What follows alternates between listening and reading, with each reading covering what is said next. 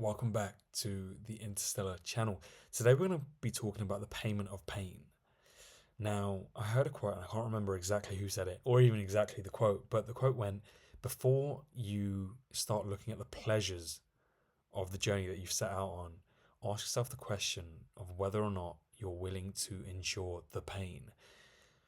What that essentially means is everybody looks for the upside in life, with whatever it is. Let's say the gym, for example.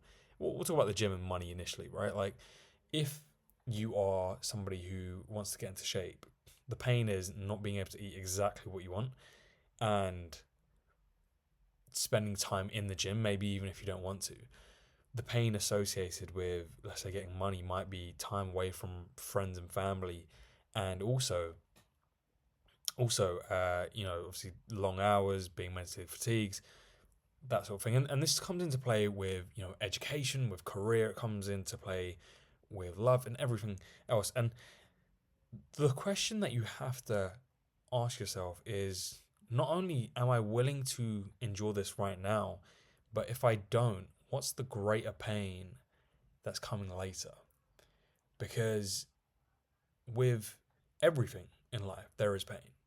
There is a pain associated with getting rich, and there's a pain associated with staying broke, and a pain associated with becoming healthy and fit, and one with being overweight and unhealthy.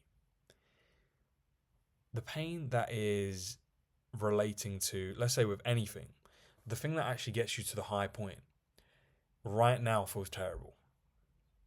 In the future, it feels great. And if you don't do it, it's the opposite.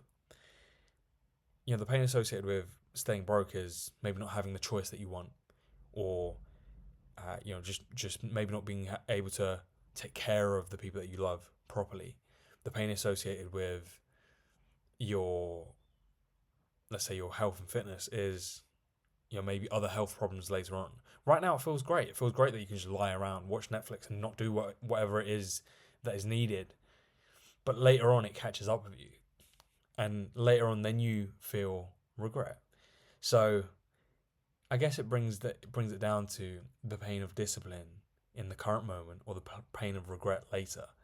Because when the current moment passes, and it will pass because time will just continue to carry on, you're either going to have, let's say, 90 days of progress or 90 days of excuses. It's something that you got to look at introspectively. Maybe you haven't achieved a lot right now, and that's okay. But you can make a decision right now to start enduring the pain. The pain, if you love what it is that you do, isn't as bad, in my opinion. If you actually love what it is that you do, it's more of an acceptance of it, rather than hating it every moment that you're going down that path.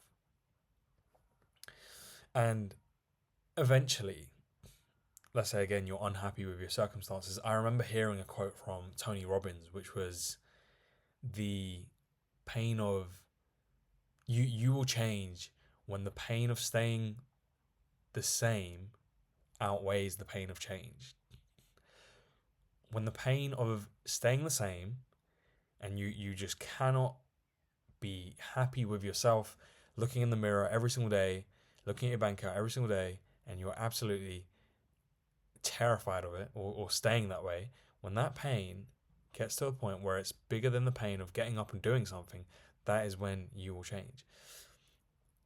Now, how does this tie into everything that we've spoken about up until now? Well, it's related to instant gratification. With most people in this generation, they're obsessed with social media.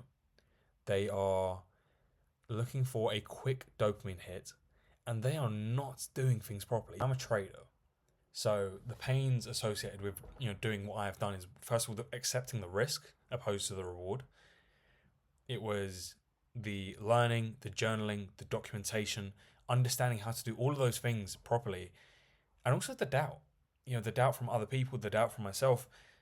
These were things that I had to accept prior, and I accepted that I had to do these things properly if I wanted to see any real results. And until I started doing it properly, the results weren't really there. If I wasn't working on my mind constantly, These were just associated pains to that one thing that I wanted to get to, which was to be profitable as a trader. I had these like 5 or 6 things that I had to do that a lot of people who are trying to get there just aren't doing.